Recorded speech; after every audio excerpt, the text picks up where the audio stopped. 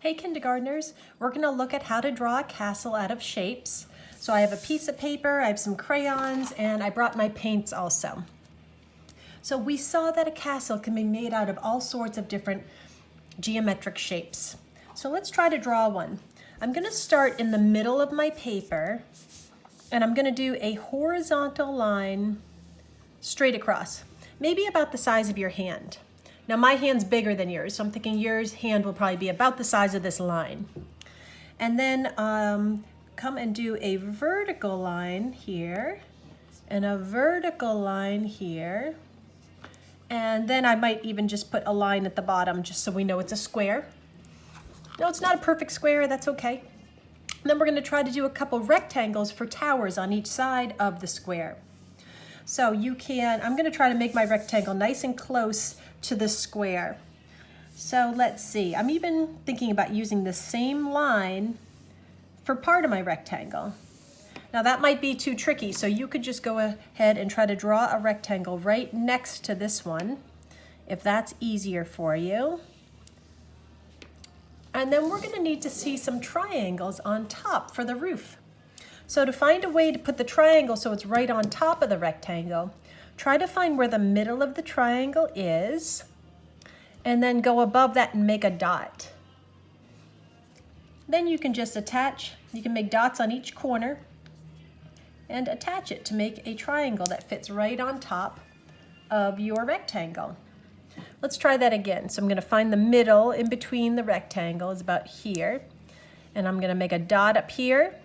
And if I want to, I could just make dots on each corner of the rectangle and then just connect the dots.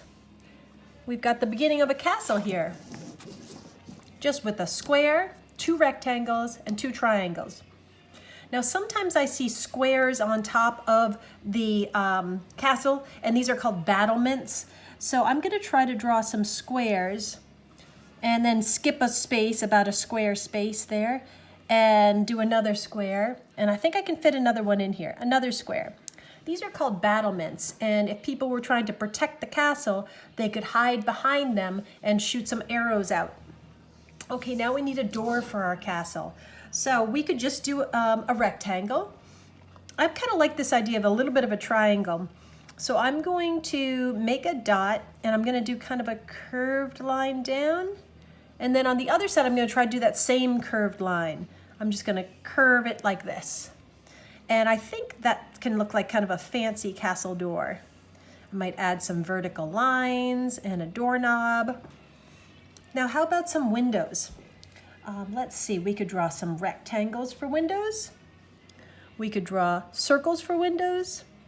We could draw square for a window. So it's whatever you want to choose for your windows. And you could even put some bricks on here if you wanted to, or stones. But I think I'm just going to leave this castle as it is and add some paint. So if you are going to paint, you always ask permission from your parents so that you can get a little cup of water, a paintbrush, and let's just add some bricks just for fun to add a little bit more to this design. If you wanted to add bricks, you could make lines going straight across. Of course, if you hit a door, go around the door. That might be a little hard. And I actually could have done these lines all the way out to here. And skip it if you see the window. Try not to make your bricks go right through your window. Okay, and so we've got some horizontal lines, and then you can make some vertical lines, and this helps make it look like it's bricks.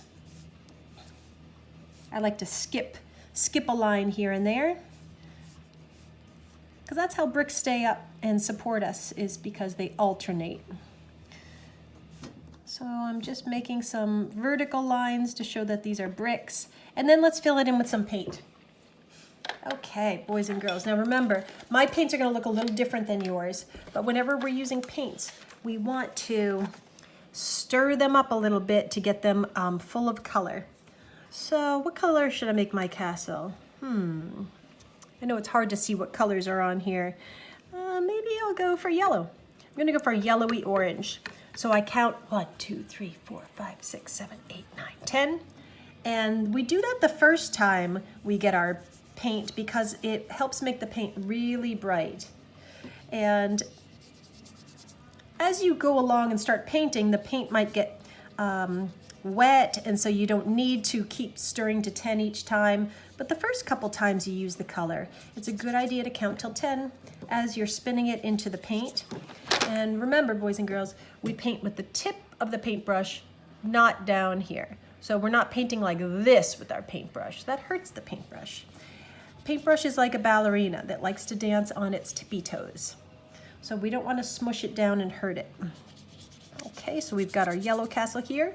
And let's see what happens when I paint through this door here, because it's fun to see the paint resist the crayon, because crayon and waters, they resist each other. They don't mix. Crayons are made of wax, and wax and water do not like each other, so they resist each other. So let's see what happens. Let's say I'm going to do a blue door.